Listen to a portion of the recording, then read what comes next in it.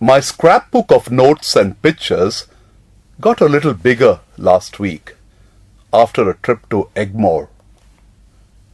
A couple of friends, all schoolmates, were catching up at our hangout, Charms Dressmakers. It sits in a narrow nook in a rundown building off the Adityanar statue roundabout, near Hotel Ashoka. The Charms family studied at St. Anthony's Anglo-Indian High School, where I did too. So the space outside this famous dressmaker, who has dressed up 4 generations of people, mostly Anglo-Indians, has been a convenient place for many old boys and girls to meet up. But that won't happen anymore, these meetups. For the old building, which had a nice facade at this roundabout, is to be demolished to make way for a new project.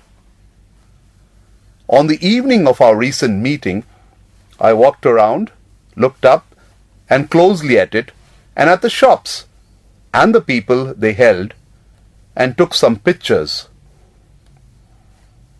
The school's neighbourhood, which is called Pudupet, was also a part of our growing up days.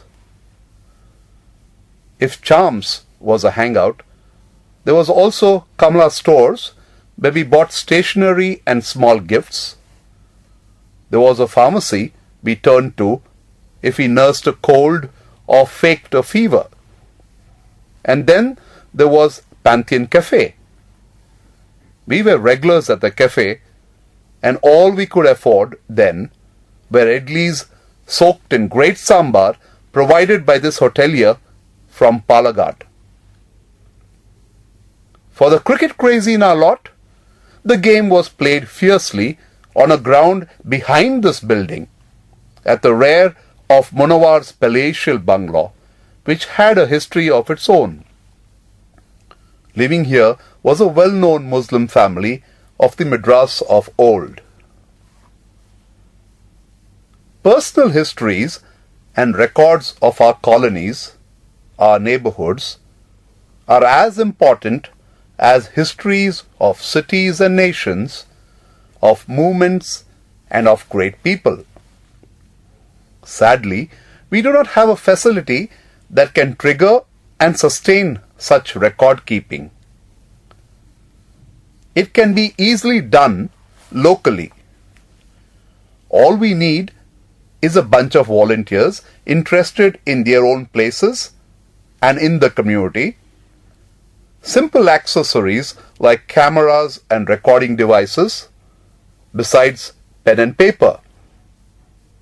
And we also need some seniors who can sift through the material and keep it in some order.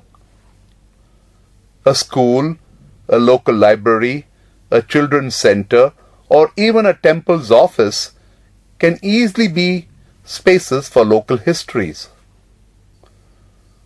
Recently, young Karthik, who started Sri Chakra Library in West Mambalam, shared his story about his enterprise, his passion, and the hiccups that he was facing.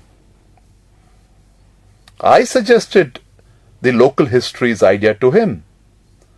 Mambalam and its western extension is one of the older neighbourhoods of the city. Imagine the pictures we can collect.